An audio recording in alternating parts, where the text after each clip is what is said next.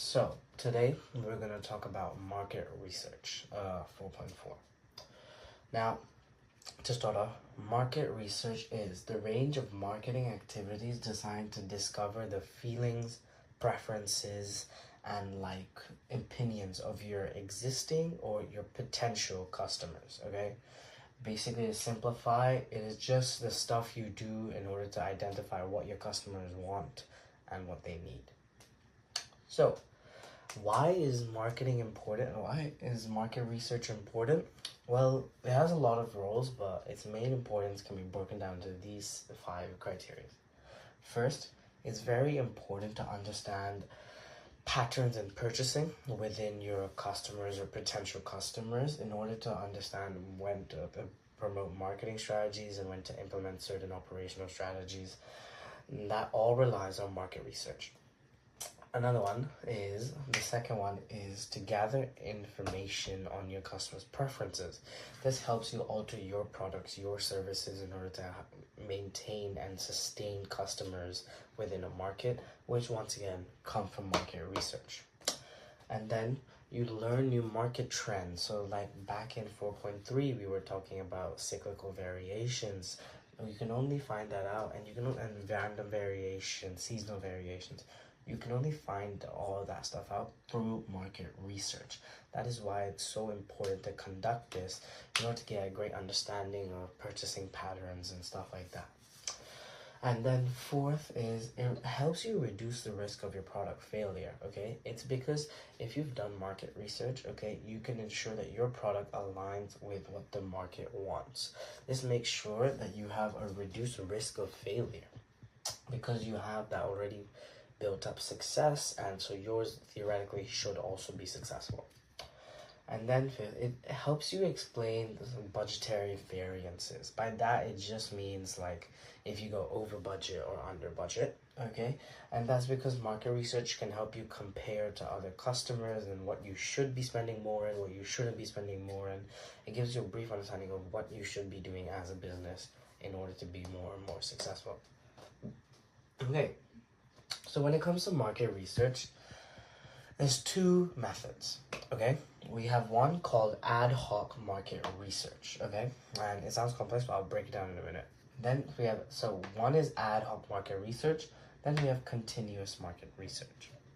Now, ad hoc market research is market research you do as a firm that is conducted as a one-off activity, okay, when you require a solution for a very particular model, okay?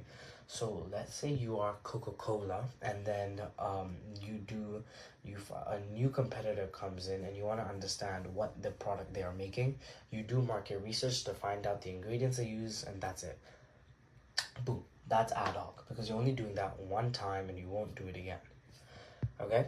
But continuous market research is research that is done on a regular and ongoing basis. Okay? So this is like looking at your competitors' sales revenues. This can be looking at your patterns in purchasing, your preferences, because you're continuously looking at your customers' preferences in order to alter your products, alter your strategies in order to fit them and remain successful. These are the 2 methods of market research. Now, the 2 types of market research are primary research and secondary research, okay? Primary research can be defined as actively gathering new data and information that does not already exist. So this is stuff that you gather yourself and you create, which is not from somewhere else, and is something that's original to you that you may gather. Now, the main methods to carry out primary research is surveys, interviews, focus groups, and observations. And you can notice in all of these methods, it is the individual that is finding out information from his own actions, and he's gathering new information rather than retailing others. Now, secondary research is the collection of data and information from already existing consumers, platforms, and stuff like that. So it's basically like you are finding whatever is already out there and then enhancing it or just using it to understand your market more. Now, this is basically the main methods is like research, market analysis, academic journals, government publications, media articles, even competitors' publications could be added on there. It's stuff that already exists that you have to search for in order to obtain and use yourself. Yep. Okay, so continuing on, the last part of market research is within the idea of primary research.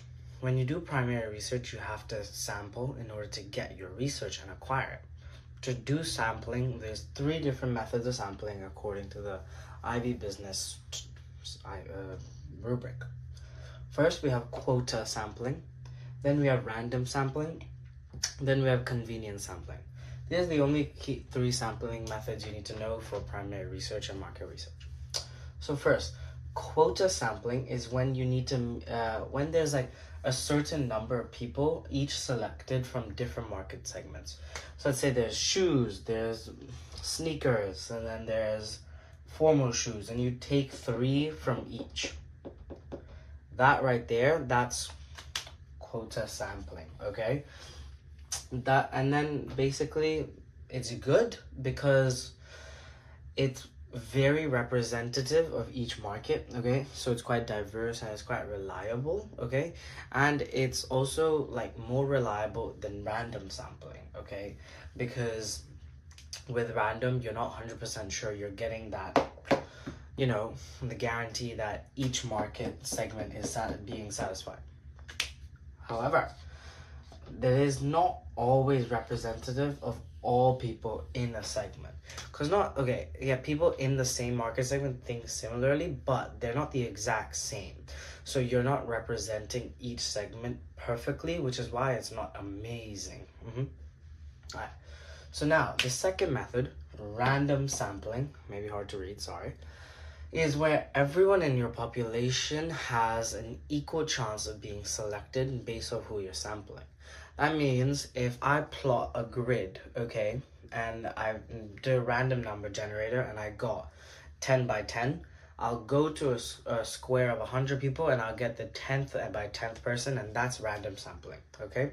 It's completely random. Everyone has the exact same chance to be selected. I'll just go in, put my hand in a bag, whatever balls I get is whatever. Basically, this is good because it's really easy to select your samples, okay? Because it's literally just random, instant, quick, and you can just go, okay, random, boom, you guys come, that's it. That saves a lot of time, saves a lot of money, which gives you opportunity cost to do better research. And it also helps you minimize your bias, because now that the fact that the sampling is random, you're not specifically picking out people that you know your research will be tailored to. It is completely random, there's no bias. But it is hard to differ from convenience sampling sometimes, and once again, you may not be representative of the entire market, maybe just a specific segment. There's always a chance. Now, the third one, convenience sampling, is sampling that uses subjects that are easy to reach or that's like, you know, very accessible for businesses to use. This is good because you have just great availability, because it is the people that are available to you. It is the stuff that's available to you. And that makes it super quick to do because it's right there. It's what's directly in front of you. But this makes an inadvertent exclusion of a market that's not so accessible to you, but it's still big force. If I was like in a city, but then there's a big market in the whole town, and I'm only getting convenience sampling within the city, there's this much of the town that's being excluded, which is why convenience sampling is not bad. Now, overall, the best research is a combination of all these sampling methods in order to incorporate a more combined and situational awareness way. And that's it for marketing research.